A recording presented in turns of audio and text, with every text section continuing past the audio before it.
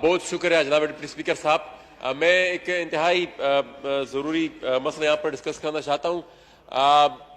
2 دن سے ہمارے ضلع کرم کے 2 قبائل بالاشخیر اور پاڑا شمکنی کے مابین ایک تنازع جو کہ کافی پرانا زمینی تنازع تھا وہ چلا رہا ہے، لیکن کل سے وہاں پر ان دونوں کے درمیان ایک لڑائی شروع ہو گئی ہے اور کافی بھاری اسلحہ بھی وہاں پر استعمال کیا جا رہا ہے.